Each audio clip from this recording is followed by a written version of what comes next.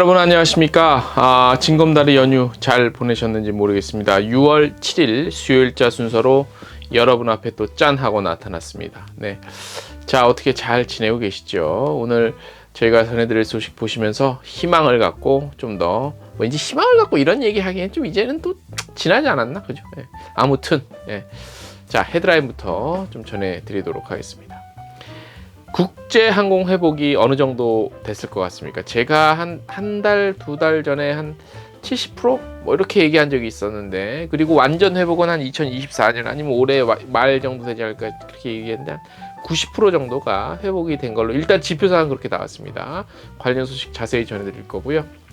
하나투어 ITC가 JSA 투어 하는 그 업체랑 또 재계약을 또 했다는 소식이고요.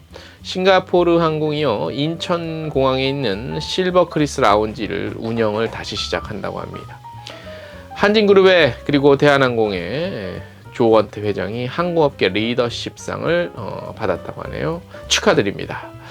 가운데 레고랜드가 있죠. 레고랜드가 이제 그 다음 주 6월 11일 날 강원도가 강원특별자치도로 출범을 해요, 새롭게. 그래서 레고랜드에 또 주목이 더 이제 또 이렇게 쏠리고 하는데, 그래서 관련한 프로모션도 한다고 하네요. 트리피토즈가 동남아 관광시장 진출에 박차를 가하고 있습니다. 유레일은 특급 뷰를 자랑하는 기찻길을 좀 모아서 정리한 소식이 텍스트 뉴스에 있고요. 인터파크가 미식결합 프로모션 진행하고, 여행 이지는 기타 큐슈 여행 상품 선보였습니다. LA 관광청은 할리우드 셀러브리티를 공개했는데, 궁금하신 분 요거 텍스트 뉴스 참고하세요. 이외 그 뉴스 자세히 보시고 싶으신 분은 traveldaily.co.kr 참고하시면 자세히 볼 수 있습니다. 네.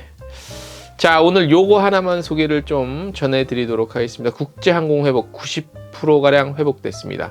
아이아따죠. 국제항공운송협회가 발표한 4월 국제항공 현황을 저희가 한번 입수를 해봤더니, 4월 총 항공 교통량은 작년 4월에 비해서 45.8% 증가했는데, 요거는 이제 코로나19 이전 수준으로 기준으로 삼았을 때 한 90.5% 정도 이제 따라 붙은 것 같아요. 국제 트래픽은 작년 4월 대비 48%가량 증가했고, 모든 시장이 건전하게 성장을 기록하고 있다고 밝혔습니다. 그래서 건전하게 성장한다는 거 뭐냐? 그러니까 크게 이게 왜 이렇게 갑자기 많아졌어? 왜 이렇게 튀어? 이게 아니라, 튀는 조사가 아니라 어느 정도 예상했던 그런 성장, 안정적인 성장 뭐 이렇게 보시면 되겠습니다. 전반적인 성장세는 아무래도 아시아 태평양 지역이 회복을 주도하고 있다고 하네요. 그래서 2019년 4월 대비하면 한 83.6% 정도 올라오지 않았냐 이렇게 보고, 아이아타 측에서는 4월 올해 1분기 보였던 강력한 트래픽 추세를 이어갔다고 합니다. 근데 이 원인이 있는데, 어떻게 분석했냐면, 인플레이션이 이제 좀 완화가 됐고, 그로 인한 소비자의 신뢰도는 좀 올라갔고, 그 다음에 이제 제트 연료 가격 같은 게 좀 떨어졌대요. 아무래도 요거는 이제 그 뭐라 그러죠? 유리알증료랑도 영향이 있을 것 같고, 그리고 강한 어떤 심리적으로 강한 여행 수요가 좀 가속화되고 있다, 뭐 이런 것들이 좀 반영이 되지 않나 싶은데, 일부 오늘 어떤 매체 보도 보니까 뭐 항공권 가격이 굉장히 비싸졌다라고 뭐 그런 얘기 보도를 어서 인용해서, 블룸버그 통신인가 어서 인용해서 보도를 한 것 같은데, 단면만 본 것이겠죠. 항공권 가격은 국가마다 다르다고 제가 또 말씀을 드렸고, 여러 가지 요인들이 적용이 됩니다. 물론 뭐 인플레이션 뭐 이런 영향도 다 고려가 되는데, 아직까지는 뭐 어쨌든 100%는 아니잖아요. 그래서 그리고 90%도 이게 뭐 대략적인 수치가 아닐까 싶어요. 정확하게 정밀하게 이거는 도출이 안 되지 사실, 그죠?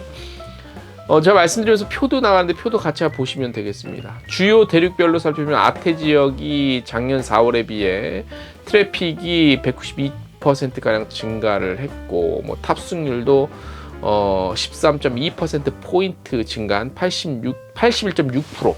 아태 지역의 탑승률, 로드 팩터가 한 81% 정도 나온대요. 네. 그리고 유럽 항공사도 작년 4월 대비 22% 증가했고, 뭐 이렇게 여러 가지 증가세에 대한 얘기들이 있고, 중동도 증가했고, 다 증가했고, 북미도 뭐 작년 4월에 비해서 올해 4월이 34.8% 정도 증가했고, 탑승률인 83.8% 이렇게 높았대요. 북미 지역도 굉장히 관심이 있죠. 근데 이게 제가 오늘 말씀드린 게 원래 국내에도 있는데 국내는 생략했어요. 뭐 국내는 큰 의미는 없을 것 같아요. 국적 항공사도 이 같은 추세를 따라가죠. 제가 오늘 대한항공에서 발표한 7월 다음 달 국제항공 관련한 스케줄을 봤어요. 봤는데 그것만 본 게 아니라 작년 그러면 7월 2022년 7월은 어땠나라고 비교해서 표를 저희가 텍스트 뉴스에 뽑아놨는데 보니까 대부분 3회에서 5회, 그나마 대한항공이니까 이 정도 운항한 거예요.